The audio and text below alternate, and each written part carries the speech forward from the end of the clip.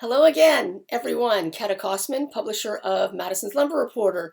Today I'm going to do something which I only do infrequently, talk about panel. So I'm going to talk about oriented strand board, OSB, and plywood. The panel material is used for very many things, but we generally relate it to housing. You can't build a house or even a condo or a townhouse without some kind of panel. And both plywood and OSB meet the building code. Now, it's quite different from lumber, where, a dimension mill can make a wide variety. They can even make boards as well as 2x4s. Like a stud mill, a dimension mill is not a stud mill, but a dimension mill can have a separate production for studs.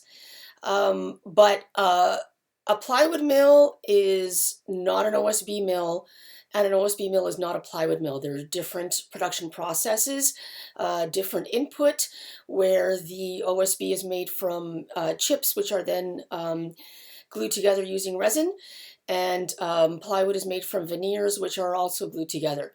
The knowledge in the past was always that OSB is king. And it was that way when I started with Madison's in 2003. It was still that way when I took over as owner in 2008, but has shifted.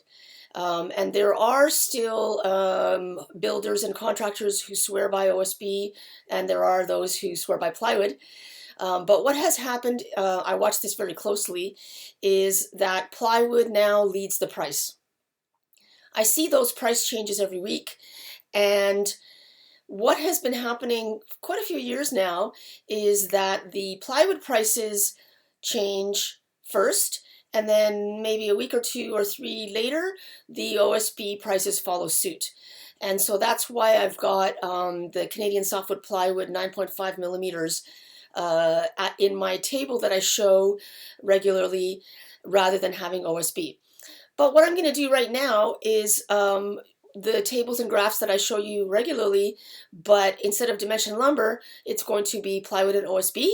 And I'll explain a little bit about the past few years of those prices and what's happening in the market right now.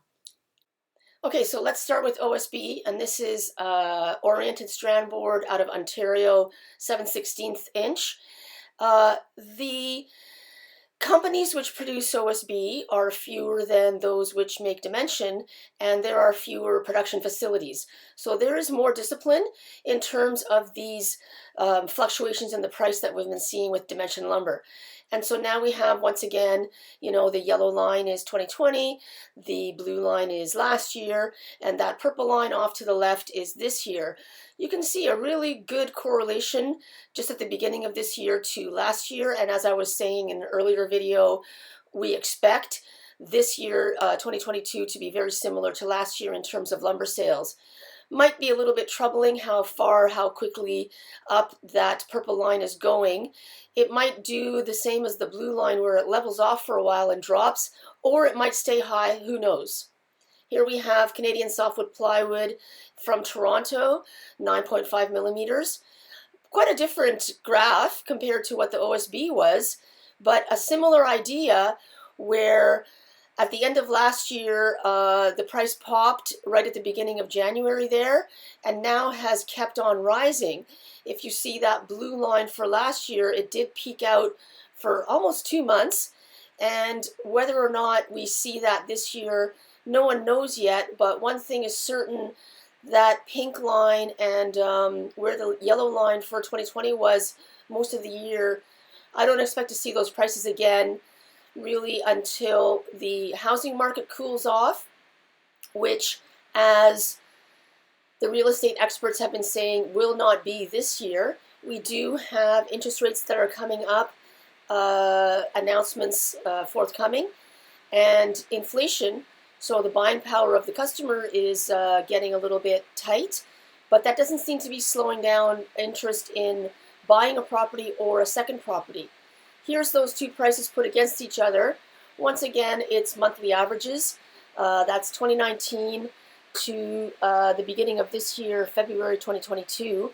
Quite a steep drop during the autumn of 2021. Now, the reason for that huge climb that you see in the summer of last year was the difficulty in getting resin. So as I explained at the beginning, this it's like a glue, which does come from trees. It's like the lignin, right?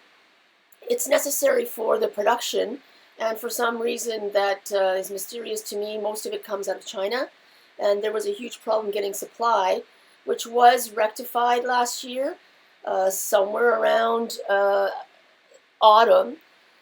But basically what happened when the prices rose so high, as happens often with lumber over the past couple of years, the customers just stopped buying. They refused to pay those massive price increases that they were seeing, and they just waited until the price came back down. Okay, and so then here we have the six dimension lumber and panel prices that I show regularly. Take note of the axis on the left-hand side, it's US dollars per thousand board feet, so that's all the lumber. And on the right side, it's Canadian dollars per thousand square feet, and that's the plywood. The plywood is the darker blue line, which is the only one that's really popping up right now. Okay, and so, I mean, that's a really quick overview. I just wanted to give an idea of those different products and their uses and the manufacturing. Entire books have been written about this more than once. But in the end, this is the kind of data that we track every week. And so the link to my website is here. You can subscribe to the actual data that comes out every Friday for that week, instead of waiting a couple of weeks or a month until I have a chance to make a YouTube, put it on my website. And in any case, click like for this video so that other people get a chance to see it, and subscribe here on YouTube. I will be making these a couple of times a month through this year, as long as there's just a lot of stuff happening in the real estate market with home building, definitely with the lumber sales.